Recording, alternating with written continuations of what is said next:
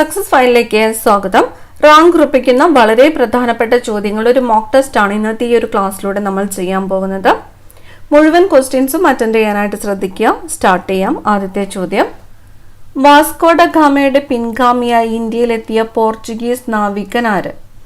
Vasco da ഗാമയുടെ പിൻഗാമിയായിട്ട് ഇന്ത്യയിൽ എത്തിയ പോർച്ചുഗീസ് നാവികൻ ആരാണ്? പെട്രോ അൽവാരിസ് കബ്രാൾ ആണ്. പെട്രോ അൽവാരിസ് കബ്രാൾ ആണ് വാസ്കോ ഡ ഗാമയുടെ പിൻഗാമിയായിട്ട് ഇന്ത്യയിലെത്തിയ പോർച്ചുഗീസ് നാവികൻ. Pedro Alvares Cabral. അടുത്ത ചോദ്യം, ബർദോളി സത്യാഗ്രഹവുമായിട്ട് ബന്ധമില്ലാത്ത പ്രസ്താവനകൾ ഏവ? ബർദോളി സത്യാഗ്രഹവുമായിട്ട് ബന്ധമില്ലാത്ത പ്രസ്താവനകൾ ഏവ? തന്നിരിക്കുന്നു. ഇത് ബീഹാറിലെ നീലം കർഷകരുടെ സമരമായിരുന്നു. 2. സർദാർ വല്ലഭായ് പട്ടേൽ നേതൃത്വം നൽകി. 3. ക്ഷാമകാലത്ത് നികുതി വർദ്ധിപ്പിച്ചതിനെതിരെ കർഷകരുടെ സത്യാഗ്രഹമായിരുന്നു. മഹാത്മാഗാന്ധി ഇന്ത്യയിൽ നേതൃത്വം നൽകിയ ആദ്യ സമരം. ഇതിൽ ബന്ധമില്ലാത്ത പ്രസ്താവനകൾ ഏതൊക്കെയാണ്? ഓപ്ഷൻ ഡി ആണ് ഉത്തരം വരുന്നത്. Option D 1, 4. 1ഉം 4ഉമാണ് ബന്ധമില്ലാത്ത പ്രസ്താവനകൾ. ഇത് ബീഹാറിലെ നീലം കർഷകരുടെ സമരമായിരുന്നു എന്ന് പറയുന്നത് തെറ്റാണ്. ഇത് ബർദോളിയിലെ കർഷകർ നടത്തിയ സമരമാണ്. അപ്പോൾ ഈ സമരത്തിന് നേതൃത്വം നൽകിയത് സർദാർ വല്ലഭായ് പട്ടേൽ ആണ്. ശരിയാണ്. ക്ഷാമകാലത്ത് നികുതി വർദ്ധിപ്പിച്ചതിനെതിരെ കർഷകരുടെ സത്യാഗ്രഹമായിരുന്നു ബർദോളി സത്യാഗ്രഹം. ശരിയാണ്. മഹാത്മാഗാന്ധി ഇന്ത്യയിൽ നേതൃത്വം നൽകിയ ആദ്യ സമരം ഏതാണ്? ചമ്പാരൻ സമരമാണ്. ചമ്പാരൻ. അപ്പൊ ഏതാണ്? ഈ പ്രസ്താവനയും തെറ്റാണ്. അപ്പൊ ബർദോളി സത്യാഗ്രഹവുമായിട്ട് ബന്ധമില്ലാത്ത പ്രസ്താവനകൾ ഓപ്ഷൻ ഡി ആണ് 1ഉം 4ഉം. അടുത്ത ചോദ്യം, ഒമിക്രോൺ എന്ന കൊറോണ വൈറസ് വകഭേദത്തിന്റെ പേർ ഗ്രീക്ക് അക്ഷരമാലയുടെ എത്രാമത്തെ അക്ഷരമാണ്? ഒമിക്രോൺ എന്ന കൊറോണ വൈറസ് വകഭേദത്തിന്റെ പേര് ഗ്രീക്ക് അക്ഷരമാലയുടെ ഏതാണ്? ഗ്രീക്ക് അക്ഷരമാലയുടെ എത്രാമത്തെ അക്ഷരമാണ്? ഓപ്ഷൻ ബി ആണ് ഉത്തരം. 15 ആണ്. 15. ഒമിക്രോൺ എന്ന കൊറോണ വൈറസ് വകഭേദത്തിന്റെ പേര് ഗ്രീക്ക് അക്ഷരമാലയുടെ എത്രാമത്തെ അക്ഷരമാണ്? 15ാമത്തെ അക്ഷരമാണ്. അടുത്ത ചോദ്യം, ഇന്ത്യ ഇന്ത്യക്കാർക്ക് എന്ന മുദ്രാവാക്യം ആദ്യമായിട്ട് മുഴക്കിയത് ആരാണ്? ഇന്ത്യ ഇന്ത്യക്കാർക്ക് എന്ന മുദ്രാവാക്യം ആദ്യമായിട്ട് മുഴക്കിയത് സ്വാമി ദയാനന്ദ സരസ്വതിയാണ്. സ്വാമി ദയാനന്ദ സരസ്വതി.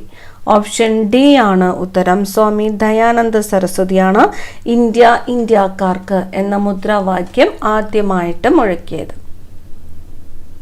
അടുത്ത ചോദ്യം, ഭൂമിശാസ്ത്രം എന്ന വാക്കിന്റെ ഉത്ഭവം ഏത് ഭാഷയിൽ നിന്നുമാണ്? ഭൂമിശാസ്ത്രം എന്ന വാക്കിന്റെ ഉത്ഭവം ഏത് ഭാഷയിൽ നിന്നുമാണ്? ഗ്രീക്ക് ആണ്. ഗ്രീക്ക് ഭാഷയിൽ നിന്നുമാണ് ഭൂമിശാസ്ത്രം എന്ന വാക്കിന്റെ ഉത്ഭവം. ഗ്രീക്ക്.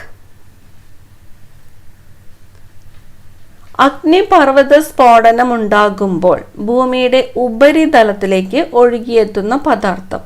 അഗ്നിപർവ്വത സ്ഫോടനം ഉണ്ടാകുമ്പോൾ ഭൂമിയുടെ ഉപരിതലത്തിലേക്ക് ഒഴുകിയെത്തുന്ന പദാർത്ഥം ലാവയാണ്. ലാവ. അടുത്ത ചോദ്യം, ഹിമാലയത്തിന്റെ ഏത് ഭാഗത്താണ് കരേവ നിക്ഷേപങ്ങൾ കാണപ്പെടുന്നത്? കരേവ നിക്ഷേപങ്ങൾ. ഹിമാലയത്തിന്റെ ഏത് ഭാഗത്താണ് കരേവ നിക്ഷേപങ്ങൾ കാണപ്പെടുന്നത്?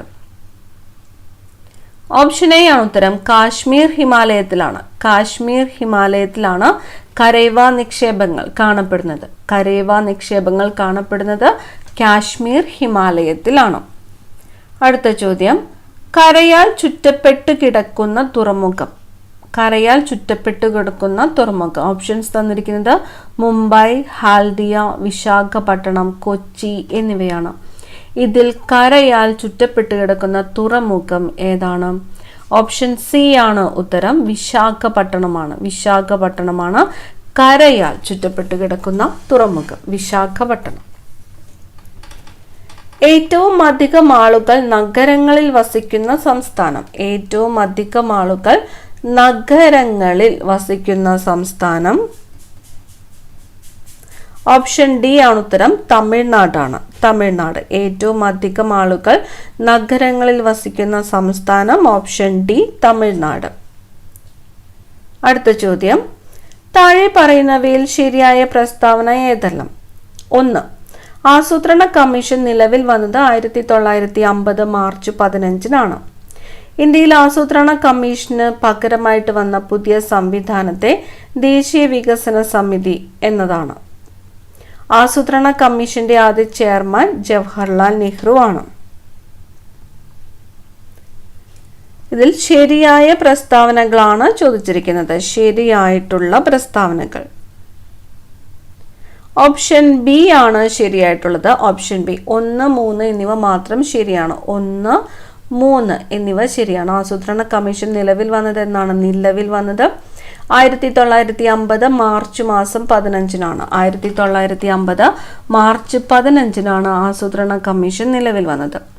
ആസൂത്രണ കമ്മീഷന്റെ ആദ്യത്തെ ചെയർമാൻ ആരായിരുന്നു? ജവഹർലാൽ നെഹ്റു ആയിരുന്നു. ജവഹർലാൽ നെഹ്റു. ഇതും ശരിയാണ്. തെറ്റായിട്ടുള്ളത് എന്താണ്? ഇന്ത്യയിൽ ആസൂത്രണ കമ്മീഷന് പകരമായിട്ട് വന്നത് ദേശീയ വികസന സമിതി എന്ന് പറഞ്ഞിരിക്കുന്നത്. അത് തെറ്റാണ്. ആസൂത്രണ കമ്മീഷന് പകരമായിട്ട് വന്നത് എന്താണ്? നീതി ആയോഗാണ്. നീതി ആയോഗാണ് ആസൂത്രണ കമ്മീഷന് പകരമായിട്ട് വന്നത്. അടുത്ത ചോദ്യം, ഹരിത വിപ്ലവവുമായി ബന്ധപ്പെട്ട പ്രസ്താവനകളിൽ ശരിയായത് ഏത്? ഹരിത വിപ്ലവം തന്നിരിക്കുന്നു. അത്യുൽപാദന ശേഷിയുള്ള വിത്തിനങ്ങൾ. ഹരിത വിപ്ലവത്തിന്റെ കാലഘട്ടം 1975-85 ഹരിത വിപ്ലവത്തെ ഗോതമ്പ് വിപ്ലവം എന്ന് വിശേഷിപ്പിച്ചു. അപ്പൊ ഹരിത വിപ്ലവവുമായിട്ട് ബന്ധപ്പെട്ട പ്രസ്താവനകളിൽ ശരി ഏത് എന്നാണ് ചോദിച്ചിരിക്കുന്നത്. ശരി ഓപ്ഷൻ ബി ആണ് ഉത്തരം. 1, 3 എന്നിവ മാത്രം ശരിയാണ്. അത്യുൽപാദന ശേഷിയുള്ള വിത്തിനങ്ങൾ ഹരിത വിപ്ലവത്തെ ഗോതമ്പ് വിപ്ലവം എന്ന് വിശേഷിപ്പിച്ചു എന്ന് പറയുന്നതും ശരിയാണ്. ഹരിത വിപ്ലവത്തിന്റെ കാലഘട്ടം എന്ന് പറയുന്നത് 1967-78 ആണ്. അടുത്ത ചോദ്യം, നീതി ആയോഗുമായിട്ട് ബന്ധപ്പെട്ട പ്രസ്താവനകളിൽ ശരിയായത് ഏത്? നീതി ആയോഗുമായിട്ട് ബന്ധപ്പെട്ട പ്രസ്താവനകളിൽ ശരിയായത് ഭാരത സർക്കാരിന്റെ ഒരു വിദഗ്ധോപദേശ സമിതിയാണ് നീതി ആയോഗ്. 2015 ജനുവരി 1 നിലവിൽ വന്നു. പ്രധാനമന്ത്രിയാണ് നീതി ആയോഗിന്റെ അധ്യക്ഷൻ. ഏതാണ് ശരിയായിട്ടുള്ളത്? ഓപ്ഷൻ ഡി ആണ് ശരിയായിട്ടുള്ളത്. 1, 2, 3 എന്നിവ ശരിയാണ്. 1, 2, 3 എന്നിവ ശരിയാണ്. ഭാരത സർക്കാരിന്റെ ഒരു വിദഗ്ധോപദേശ സമിതിയാണ് നീതി ആയോഗ്. ശരിയാണ്. 2015 ജനുവരി മാസം 1 നിലവിൽ വന്നു. ശരിയാണ്. പ്രധാനമന്ത്രിയാണ് നീതി ആയോഗിന്റെ അധ്യക്ഷൻ. ശരിയാണ്. 5ാം പഞ്ചവത്സര പദ്ധതിയുമായി ബന്ധപ്പെട്ട പ്രസ്താവനകളിൽ ശരിയായത് ഏത്? പ്രധാനമന്ത്രി ഇന്ദിരാഗാന്ധിയുടെ ഗരീബി ഹട്ടാവോ എന്ന മുദ്രാവാക്യം ഈ പദ്ധതിയുടെ ഭാഗമായിരുന്നു. 1975 20 പരിപാടി നടപ്പിലാക്കി 14 വാണിജ്യ ബാങ്കുകൾ ദേശസാൽക്കരിച്ചു. 5ാം പഞ്ചവത്സര പദ്ധതിയുമായിട്ട് ബന്ധപ്പെട്ട പ്രസ്താവനകളിൽ ശരി ഏത് എന്നതാണ് ചോദിച്ചിരിക്കുന്നത്. ഓപ്ഷൻ എ ആണ് ഉത്തരം. 1, 2 എന്നിവ മാത്രം ശരിയാണ്. പ്രധാനമന്ത്രി ഇന്ദിരാഗാന്ധിയുടെ ഗരീബി ഹട്ടാവോ എന്ന മുദ്രാവാക്യം ഈ പഞ്ചവത്സര പദ്ധതിയുടെ ഭാഗമായിരുന്നു. ഏത് പഞ്ചവത്സര പദ്ധതിയുടെ? 5ാം പഞ്ചവത്സര പദ്ധതിയുടെ ഭാഗമായിരുന്നു. 1975 20 പരിപാടി നടപ്പിലാക്കി എന്ന് പറഞ്ഞിരിക്കുന്നത് ശരിയാണ്. 14 വാണിജ്യ ബാങ്കുകൾ ദേശസാൽക്കരിച്ചു എന്ന് പറഞ്ഞതാണ് തെറ്റായിട്ടുള്ള പ്രസ്താവന.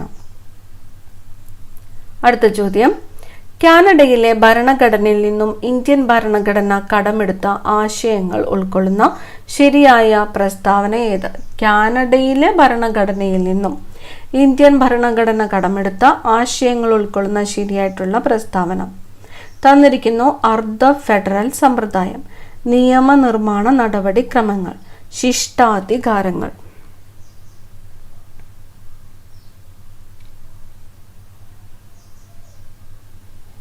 ഓപ്ഷൻ എ ആണ് ഉത്തരം. Only 1 and 3. അർദ്ധ ഫെഡറൽ സമ്പ്രദായം, ശിഷ്ടാധികാരങ്ങൾ. അർദ്ധ ഫെഡറൽ സമ്പ്രദായവും ശിഷ്ടാധികാരങ്ങളുമാണ് കാനഡയിലെ ഭരണഘടനയിൽ നിന്നും ഇന്ത്യൻ ഭരണഘടന കടമെടുത്ത ആശയങ്ങൾ.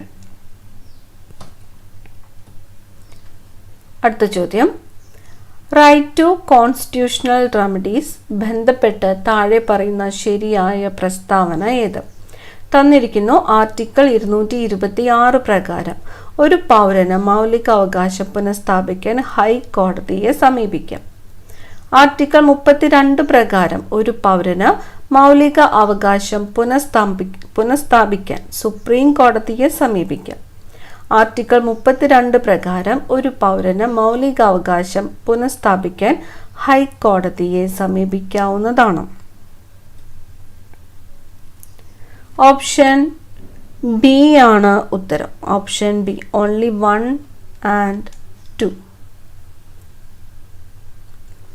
ആർട്ടിക്കിൾ 226 പ്രകാരം ഒരു പൗരന് മൗലികാവകാശം പുനഃസ്ഥാപിക്കാൻ ഹൈക്കോടതിയെ സമീപിക്കാം. ആർട്ടിക്കിൾ 32 പ്രകാരം ഒരു പൗരന് മൗലികാവകാശം പുനഃസ്ഥാപിക്കാൻ സുപ്രീം കോടതിയെ സമീപിക്കാം. അടുത്ത ചോദ്യം, സ്വത്തവകാശവുമായിട്ട് ബന്ധപ്പെട്ട ശരിയായ പ്രസ്താവന ഏത്? സ്വത്തവകാശം തന്നിരിക്കുന്നു. സ്വത്തവകാശം ഒരു മൗലികാവകാശമാണ്. സ്വത്തവകാശം ഒരു നിയമാവകാശമാണ്. ആർട്ടിക്കിൾ 300A സ്വത്തവകാശവുമായിട്ട് ബന്ധപ്പെട്ട അനുച്ഛേദമാണ്. അപ്പോൾ സ്വത്തവകാശവുമായിട്ട് ബന്ധപ്പെട്ട ശരിയായ പ്രസ്താവനയാണ് ചോദിച്ചിരിക്കുന്നത്. ആൻസർ ഏതാണ് വരുന്നത്? ഓപ്ഷൻ എ ആണ്, ഓൺലി 3 and 2. 3, 2. സ്വത്തവകാശം എന്താണ്? സ്വത്തവകാശം ഇപ്പോൾ ഒരു നിയമാവകാശമാണ്. ശരിയാണ്. ആർട്ടിക്കിൾ 300A സ്വത്തവകാശവുമായി ബന്ധപ്പെട്ട അനുച്ഛേദമാണ്. ശരിയാണ്. അടുത്ത ചോദ്യം, ഇന്ത്യൻ പ്രസിഡന്റിന്റെ അധികാരവുമായി ബന്ധപ്പെട്ട് താഴെ പറയുന്നവയിൽ ശരിയായ പ്രസ്താവന ഏത്? ഇന്ത്യൻ പ്രസിഡന്റിന് വീറ്റോ അധികാരമുണ്ട്. മണി ബിൽ ഒഴികെയുള്ള ബില്ലുകളിലാണ് വീറ്റോ അധികാരമുള്ളത്. പാർലമെന്റ് പാസാക്കിയ എല്ലാ ബില്ലും പ്രസിഡന്റിന്റെ അനുമതിക്കായി അയക്കാറുണ്ട്. ഇന്ത്യൻ പ്രസിഡന്റിന്റെ അധികാരവുമായി ബന്ധപ്പെട്ട് താഴെ പറയുന്നവയിൽ ശരിയായ പ്രസ്താവനയാണ് ചോദിച്ചിരിക്കുന്നത്. ഉത്തരം വരുന്നത് ഓപ്ഷൻ ഡി ആണ്, all of the above. 1, 2 and 3 ശരിയാണ്. അടുത്ത ചോദ്യം, വൈസ് പ്രസിഡന്റുമായി ബന്ധപ്പെട്ട് താഴെ പറയുന്ന പ്രസ്താവനകളിൽ ശരിയേത്? രാജ്യസഭയിലെ എക്സ് ഒഫീഷ്യോ ചെയർമാനാണ് വൈസ് പ്രസിഡന്റ്. പ്രസിഡന്റിനെ തെരഞ്ഞെടുക്കുന്നത് പോലെയാണ് വൈസ് പ്രസിഡന്റിനെയും തെരഞ്ഞെടുക്കുന്നത്. വൈസ് പ്രസിഡന്റിനെ 5 വർഷത്തേക്കാണ് തെരഞ്ഞെടുക്കുന്നത്. ഓപ്ഷൻ ബി ആണ് ഉത്തരം, ഓൺലി 1 and 3. 1, 3. രാജ്യസഭയിലെ എക്സ് ഒഫീഷ്യോ ചെയർമാനാണ് വൈസ് പ്രസിഡന്റ്. വൈസ് പ്രസിഡന്റിനെ 5 വർഷത്തേക്കാണ് തെരഞ്ഞെടുക്കുന്നത് എന്നിവ ശരിയാണ്. അടുത്ത ചോദ്യം, കോടതികളുടെ അധികാരങ്ങളുമായി ബന്ധപ്പെട്ട ശരിയായ പ്രസ്താവന ഏത്? കോടതികളുടെ അധികാരങ്ങളുമായിട്ട് ബന്ധപ്പെട്ട ശരിയായ പ്രസ്താവന. നിയമകാര്യങ്ങളിൽ സുപ്രീം കോടതിക്ക് പ്രസിഡന്റിനെ ഉപദേശിക്കാം. സംസ്ഥാനങ്ങൾ തമ്മിലുള്ള പ്രശ്നങ്ങൾ ഹൈക്കോടതിയാണ് ഒത്തുതീർപ്പാക്കുന്നത്. ഹൈക്കോടതിക്ക് റിട്ടുകൾ പുറപ്പെടുവിക്കാം. ഓപ്ഷൻ സി ആണ് ഉത്തരം, ഓൺലി 1 and 3. നിയമകാര്യങ്ങളിൽ സുപ്രീം കോടതിക്ക് പ്രസിഡന്റിനെ ഉപദേശിക്കാം. ഹൈക്കോടതിക്ക് റിട്ടുകൾ പുറപ്പെടുവിക്കാം. അടുത്ത ചോദ്യം, താഴെ പറയുന്നവയിൽ തെറ്റായ പ്രസ്താവന ഏത്? പ്രധാനമന്ത്രി ഇല്ലാതെയും മന്ത്രിസഭ നിലനിൽക്കാം. പ്രധാനമന്ത്രി സത്യപ്രതിജ്ഞ ചെയ്തതിനു മുൻപേ മന്ത്രിസഭ നിലവിൽ വരുന്നു. പ്രസിഡന്റിനെയും മന്ത്രിസഭയെയും പരസ്പരം ബന്ധിപ്പിക്കുന്നത് സ്പീക്കറാണ്. ഇതിൽ തെറ്റായിട്ടുള്ള പ്രസ്താവന ഏത് എന്നതാണ് ചോദ്യം. ഓപ്ഷൻ സി ആണ് ഉത്തരം, ഓൾ ഓഫ് ദി എബവ്. 3 പ്രസ്താവനകളും തെറ്റാണ്. അടുത്ത ചോദ്യം, താഴെ പറയുന്ന സാഹിത്യകാരന്മാരിൽ ജ്ഞാനപീഠ പുരസ്കാരം നേടാത്തത് ആര്? ജ്ഞാനപീഠ പുരസ്കാരം നേടാത്തത് തന്നിരിക്കുന്നു ONV Kurup, NN Kakkad, MT Vasudevan Nair, Thakazhi Sivasankara Pillai. ഇതിൽ ജ്ഞാനപീഠ പുരസ്കാരം നേടാത്തത് ആര് എന്നതാണ് ചോദ്യം.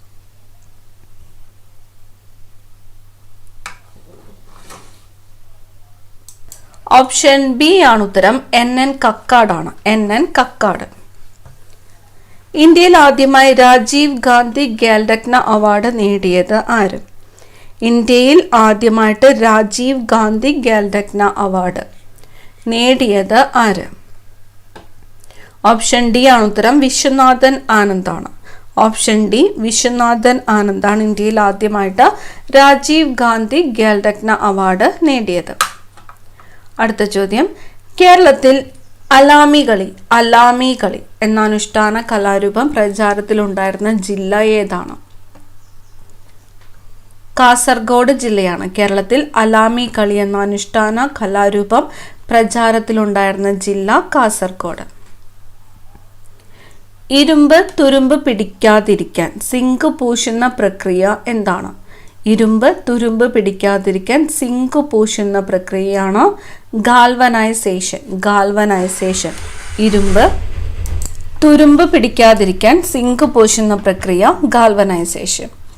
ഈ ക്ലാസ്സിലെ അവസാനത്തെ ചോദ്യമാണ്. മനുഷ്യരക്തത്തിന്റെ pH മൂല്യം എന്താണ്? മനുഷ്യരക്തത്തിന്റെ pH മൂല്യം 7.4 ആണ്. മനുഷ്യരക്തത്തിന്റെ pH മൂല്യം എത്രയാണ്? 7.4. 25 ക്വസ്റ്റ്യൻസിൽ നിങ്ങൾക്ക് എത്ര മാർക്ക് സ്കോർ ചെയ്യാൻ പറ്റിയെന്ന് കമൻറ്റ് ചെയ്യാനായിട്ട് മറക്കരുത്. കൂടുതൽ പ്രധാനപ്പെട്ട ക്വസ്റ്റ്യൻസുമായിട്ട് നമുക്ക് അടുത്ത ക്ലാസ്സിൽ കാണാം. താങ്ക്